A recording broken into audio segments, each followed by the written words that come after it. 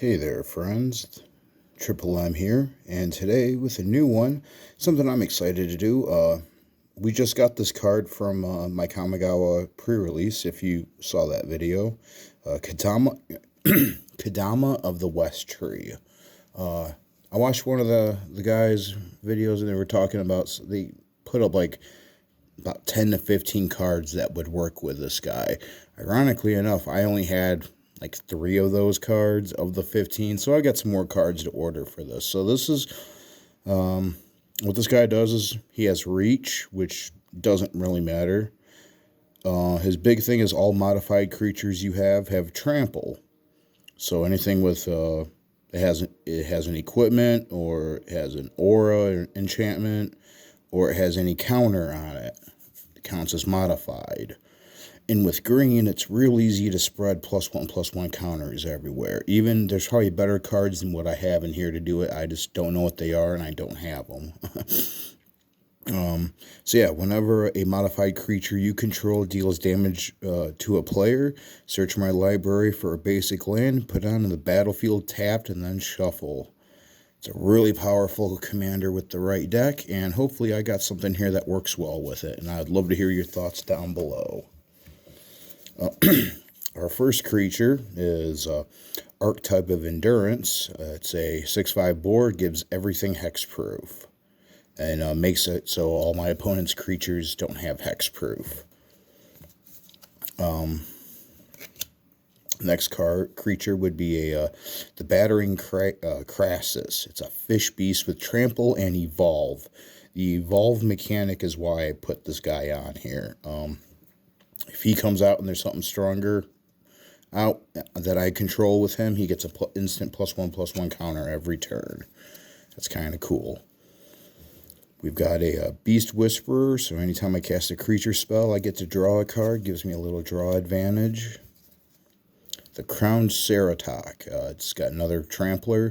Each creature I control has a +1/+1 counter on it, gets trample. So he's essentially a lesser Kodama, but still helpful.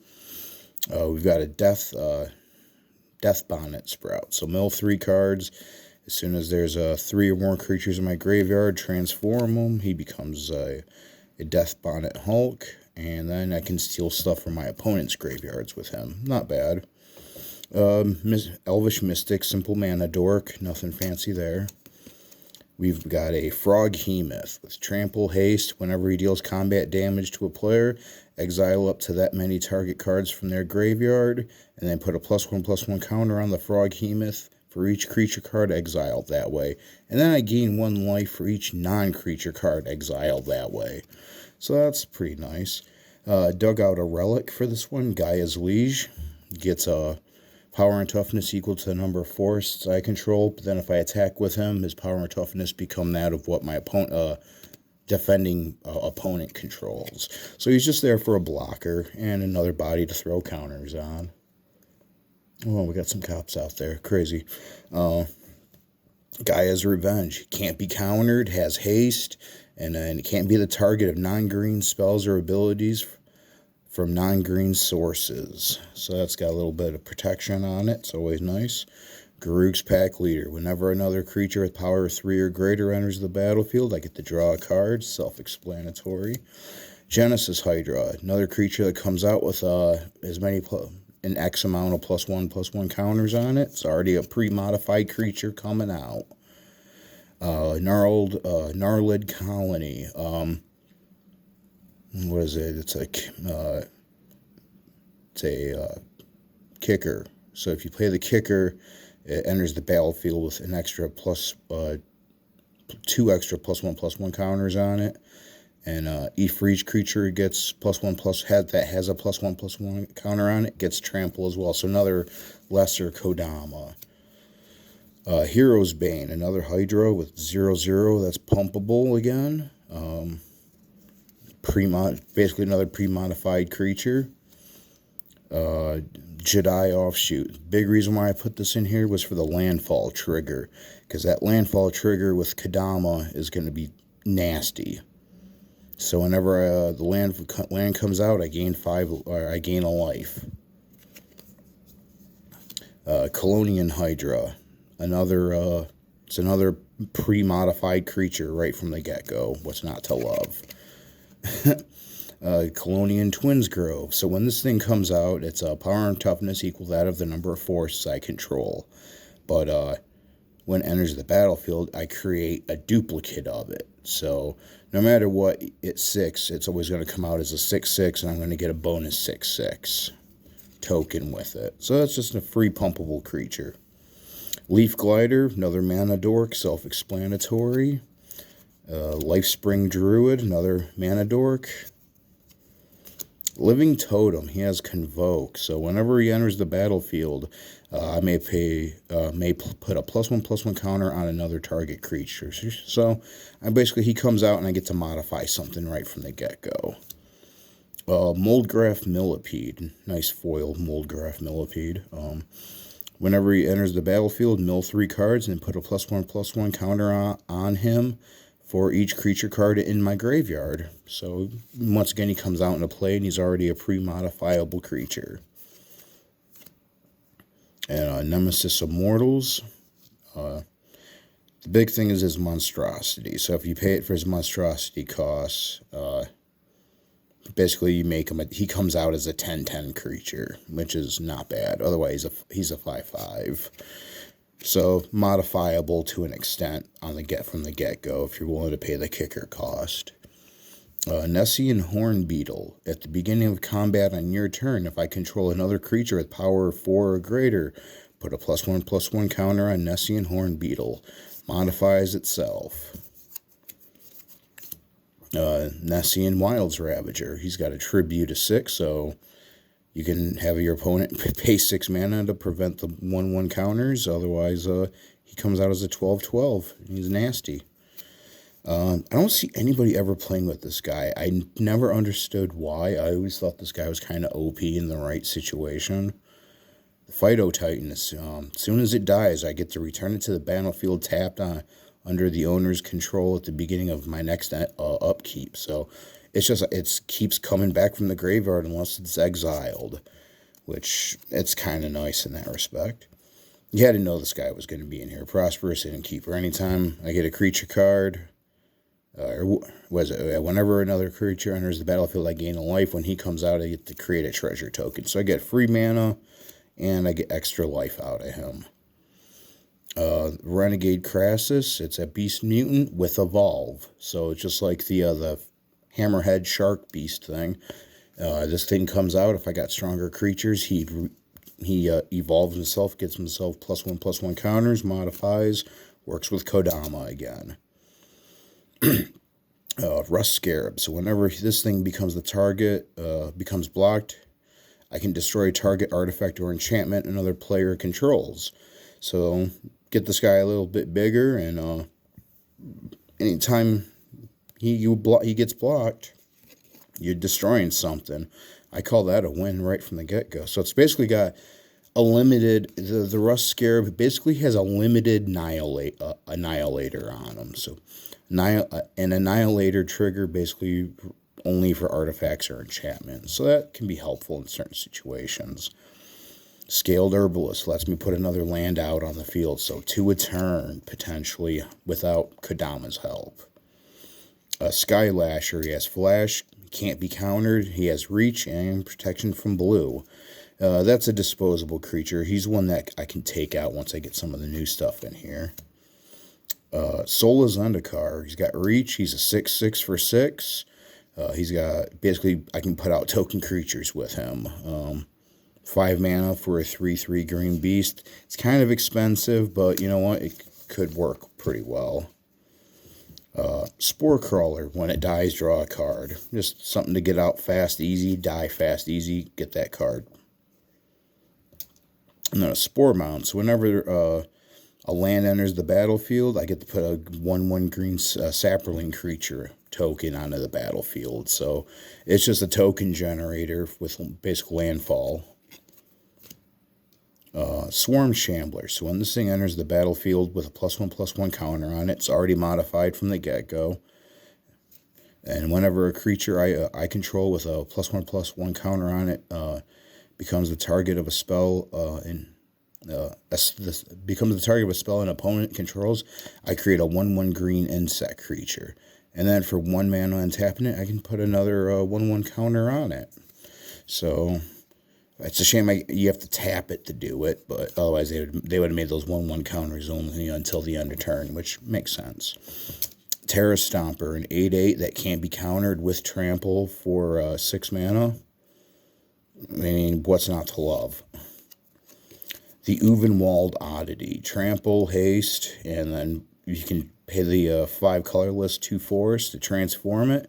The Uvenwald Oddity becomes the Uvenwald Behemoth. Trample, haste. All other creatures you control get +1/+1 and have trample and haste. This is pretty much the bomb card of the deck. This thing will make all your creatures modified the moment you get to flip them. What's not to love? Undergrowth Champion comes out with if damage would be dealt to Undergrowth Champion while it has a +1/+1 counter on it, prevent all damage to it and remove 1/1 counter. And then whenever a land comes into play, he gets a 1/1 counter. With all the stuff I have to put out counters on creatures, yeah, you can see where it's going. Whisperer of the Wilds, just easy, efficient 1 to 2 mana dork. Another weak card in the deck, the Willowgeist. I will remove this thing. I'm not happy with this guy in here, but I just threw him in there because trees, spirits, plants, saplings, insects. It's on flavor.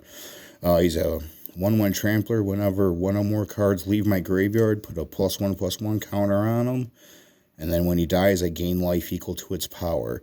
And I think that's the only thing that keeps me in here, because he's easy to cast, easy to bring out, easy to pump up. And then that's just free life out of it. So there's that. Those are all the creatures we're running in this deck. So first artifact I'm running is the Instrument of the Bards. Every beginning of my upkeep, I may put a harmony counter on the Instrument of the Bards for 3 and a green. Tap it, search my library for a creature card with mana value equal to the number of harmony counters on Instrument of the Bards. Reveal the card, put it into your hand, and if that card is a legendary creature, create a treasure token, then shuffle. So that's just a great way to find specific creatures you're looking for in the right situation, like playing that. The Ring of Calonia. Equipped creature has trample. At the beginning of my upkeep, give that creature a +1/+1 counter if it's a green creature, which everything in here is, so they're getting that 1/1 counter. And has only a 1 cost for equipment. Staff of the Wild Magus. Whenever you cast a green spell or a force enters the battlefield under my control, I gain a life. So those are all my artifacts. Now for all my tricks. I've got plenty of ways to manipulate the board a little bit with more +1/+1 counters. Defend the Celestis. Distribute 3 +1/+1 counters as between 1, 2, or 3 target creatures I control. Duel for Dominance. Choose target creature you control and target creature you don't control. If you control 3 or more creatures with different powers, put a +1/+1 counter on the chosen creature you control. Then the chosen creature fights each other. So, easy way to get a free 1/1 counter on a creature. Giant Growth. Just in case I need to make something quick in an instant. Instant speed, quickness, strength. Nice little trick to have to survive something. Pinion Feast. Destroy target creature with flying. Bolster 2. Put 2 +1/+1 counters on creatures I control. Choose the creature with the least toughness among creatures I control, and then put up 2 +1/+1 counters on it. So free modification, pretty much easy enough. Predator's Rappaport. Choose target creature I control. You gain life equal to that creature's power plus its toughness. With this deck, that's real easy to get some real nasty, strong creatures that you can just blow up and gain life for. Solidarity of Heroes has Strive, so it costs 1 and a green beyond the initial mana cost for each target beyond the first. Choose any number of target creatures, double the number of +1/+1 counters on them. Why would I not run this? You happen upon a glade. which I get to choose one. Search my library for up to 2 basic land cards, reveal them, put them in my hand, then shuffle, or return target permanent card from my graveyard to my hand. Easy enough, right? Commune with the gods, reveal the top 5 cards of your library. Put a creature or enchantment card from among them into your hand and put the rest in your graveyard. Incremental growth, put 2 +1/+1 counters on target creature. Put a +1/+1 counter on target creature, 2 +1/+1 counters on another target creature, and 3 +1/+1 counters on a third target creature. Good enough, right? Nisa's Expedition. Search my library for up to 2 basic land cards, put them onto my battlefield tapped, and then shuffle my library. Primal Command. I get to choose two of these options. Target player gains 7 life. Put target non-creature permanent on top of its owner's library. Target player shuffles their graveyard into their library.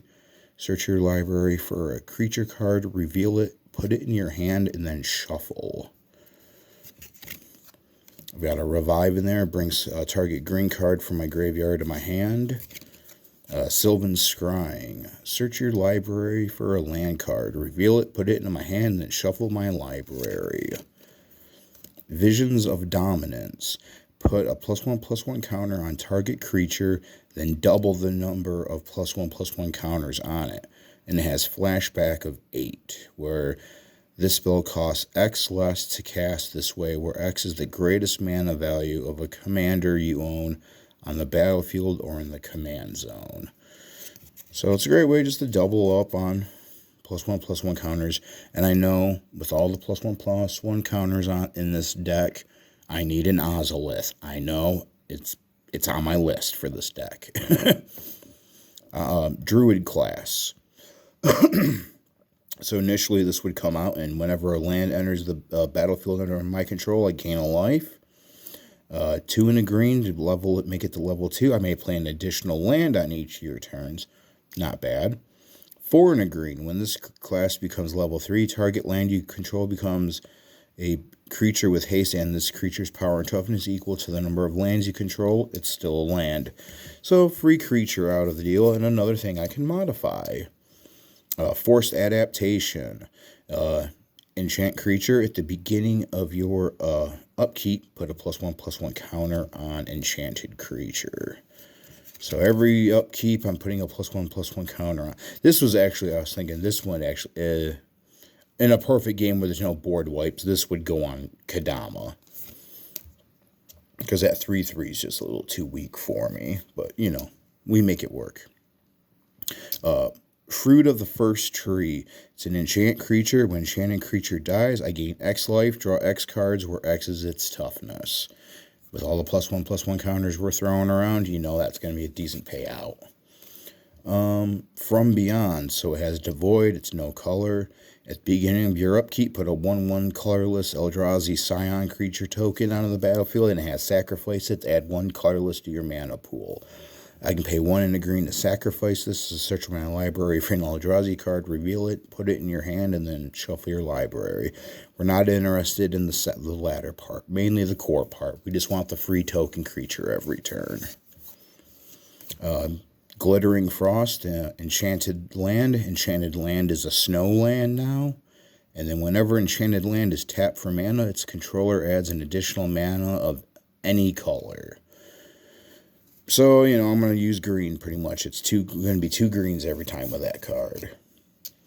Market Festival. Enchant Land. Whenever Enchanted Land is tapped for a mana, its controller adds 2 mana in combination of colors to his or her mana pool. So it's just a great way to get extra mana out. Rancor. Enchant creature. Enchanted creature has +2/+0 and trample. And when the Rancor is put in the graveyard from your battlefield, you return the Rancor to its owner's hand. We have a Retreat to Kazandu, which is a landfall enchantment. So whenever a land enters my battlefield, I get to put a +1/+1 counter on a target creature, or I gain 2 life. Nothing wrong with that, right? Sight of the Scale Lords. At the beginning of combat on your turn, creatures you control with toughness 4 or greater get +2/+2 and gain vigilance until the end of turn. So, and then on top of giving everything trample and hexproof, and we're going to make it so everything gets vigilance as well, because why not? Unnatural growth. At the beginning of each combat, double the power and toughness of each creature you control until the end of turn. Each combat. So every one of your opponent's turns when they go to attack you, you're doubling the strengths of everything you have out there. Lovely, isn't it? Verdant Haven. Enchant land. When it enters the battlefield, I gain 2 life. And whenever enchanted land is tapped for mana, its controller adds 1 mana of any color to their mana pool. So another really decent card, I think. This is my stack of forests. Just standard, boring, nothing fancy forests. And unique lands, I'm not running too many, but I've got a spawning bed, so I can either tap it for 1 mana, or I can pay 6 and tap it to sacrifice it and put 3 colorless Eldrazi Scion tokens onto the battlefield.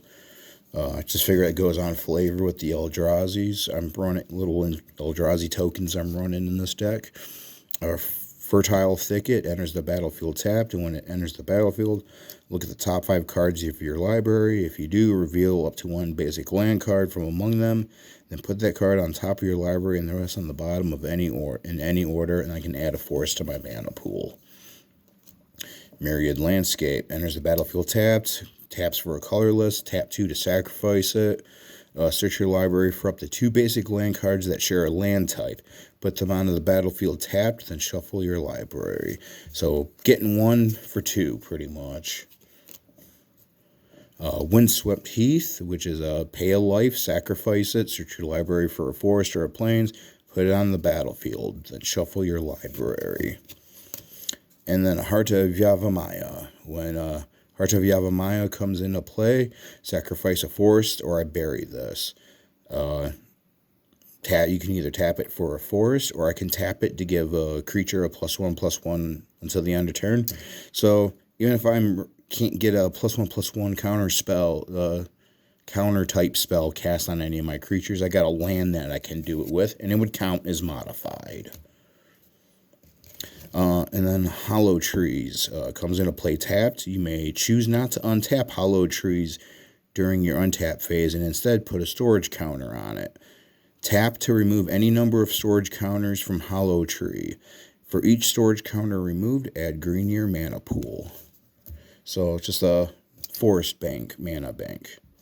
But yeah, that is my Kodama of the West Tree deck. Hope you like it. If you got any ideas what I could do to make it better, please shoot me some card titles, card names down in the comments below. If you like what you saw, give it a like. Well, I actually think this is the first time I've ever actually said anything about liking the video. But yeah, go ahead and do that if you like the video. Until then, we will see you in the next one. And I promise you, it's not going to be a running joke where you're never going to see. I'm always going to promise Orzhov Vampires, and you're never going to get Orzhov Vampires. One of these days, you will get Orzhov Vampires, I promise you. Until then, this has been MTG Marsh Mage, and we will see you on the next one. Peace out.